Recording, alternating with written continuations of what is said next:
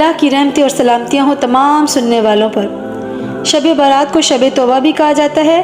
قرآن پاک میں ارشاد ہے وَتُوبُوا إِلَى اللَّهِ جَمِيعًا، تم سب مل کر توبہ کرو اللہ کی بارگاہ میں۔ تو آج رات بہت سے لوگوں کو اللہ پاک معاف فرمائے گا۔ اللہ کے نبی صلی اللہ علیہ وسلم کا فرمان ہے، آج 15 شعبان ہے۔ مدینہ پاک میں سب سے زیادہ بکریاں بنو کلب کا قبیلہ پالتا تھا۔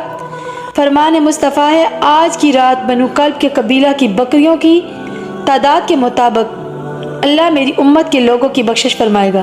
سبحان اللہ۔ حضرت علی رضی اللہ تعالیٰ عنہ کا فرمان ہے 15 شعبان کو رات کو عبادت کرنا اور دن کا روزہ رکھنا، جو کہ حضرت علی رضی اللہ تعالیٰ عنہ نے 15 شعبان کو رات کو عبادت کی اور دن کا روزہ رکھا۔ تو اللہ ہر روز رات کے آخری پہر میں پہلے آسمان پر فرماتا ہے کوئی مانگنے والا ہے کہ میں اس کو عطا کروں۔ تو 15 شعبان کو رات شروع ہوتے ہی اللہ رب العزت اپنے بندوں کی معافی کی درخواست قبول فرماتا ہے۔ کثرت کے ساتھ اس رات میں سبحان اللہ و بحمدہ سبحان اللہ العظیم پڑھیں اور نبی رحمت صلی اللہ علیہ وآلہ وسلم پر درود پاک کثرت کے ساتھ پڑھیں، اور ایک بار سورہ رحمان 100 مرتبہ، سورہ نصر اور تسبیح فاطمہ جو ہم ہر نماز کے بعد پڑھتے ہیں، فرض نماز کے بعد 33 بار، وہ ضرور ادا کریں۔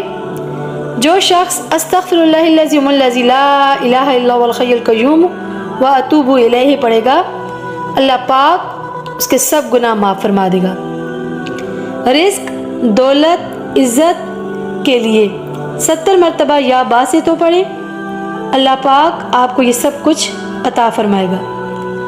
اللہ تعالیٰ فرماتا ہے سورہ مدثر میں، سورہ نمبر 74، کہ جو گناہ گار دوزخ میں ڈالے جائیں گے اور ان سے پوچھا جائے گا آپ کیوں دوزخ میں ہیں، تو وہ جواب دیں گے کہ ہم سلام پڑھنے والوں میں سے نہیں تھے، استغفر اللہ۔ اللہ ہم سب سے وہ عمل کروائے جو اس کو پسند ہوں اور دوزخ سے ہم سب کو بچائے۔